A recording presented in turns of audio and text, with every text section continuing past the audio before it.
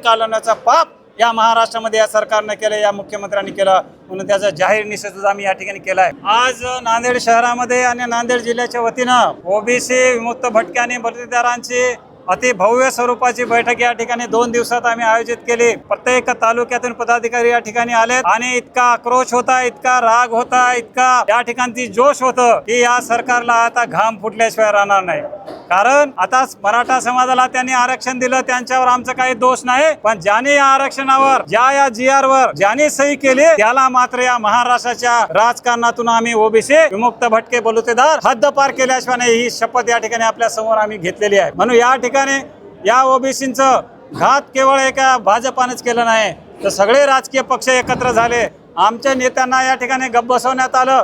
महाराष्ट्राचे मुख्यमंत्री वारंवार म्हणत होते की आमचा DNA बाबा ओबीसी आहे। कुठं गेलं तुमचे DNA? अरे स्वतःचे DNA तुम्ही टेस्ट करून घ्या, तुमच्या DNA मध्ये काय भेसळ आहे ते माहित नाही, पण या ठिकाणच्या ओबीसी मध्ये DNA ओबीसीचे तुम्हाला दिसेल। म्हणून या सरकारला आमचं सांगणं आहे, आमचं तुमच्यावर खूप विश्वास होतं, तुम्ही आमच्या छातीमध्ये तुम्ही खंजीर खुपसलंय, तुम्ही आम्हाला धोका दिलाय, तुम्ही आमच्याशी बेईमानी केली आणि आमच्या ओबीसी समाजाच्या ताटामध्ये माती कालवण्याचा पाप उद्यापासून या जिल्ह्यामध्ये संपूर्ण तालुका मेळावे होणार आहे। या महाराष्ट्रामध्ये या सरकारने केले, या मुख्यमंत्र्यांनी केलं, म्हणून त्याचा जाहीर निषेध आम्ही या ठिकाणी केलाय। मोर्चे होणार आहे, आंदोलन होणार आहे, रस्ता रोको होणार आहे। माणसंच नव्हे, आंधळे खुळे लंगडे घरामध्ये असलेले जनावर, कुत्र मांजर वड म्हणजे शेळ्या मेंढ्या जे काही असतील आमच्या घरात, त्याला घेऊन आम्ही रस्त्यावर उतरणार आहोत। आम्ही पारंपरिक काम करणारी माणसं आहोत आणि आम्हाला जाहीरपणे सांगायचंय सरकारला, आम्हाला निवेदन करायचंय सरकारला आणि ठणकावून सांगायचं आहे की तुम्ही जे 58 लाख ओबीसी समाजाचे जे आरक्षण दिलेले आहे, पत्र दिलं आहे, ते प्रमाणपत्र रद्द करा आणि संबंधितावर तुम्ही गुन्हे दाखल करा। आणि येणाऱ्या काळामध्ये यांनी जर असं केलं नाही तर या महाराष्ट्रामध्ये नुसतं नांदेड जिल्हाच नव्हे मित्रांनो, मराठवाडा पातळीवर आम्ही किमान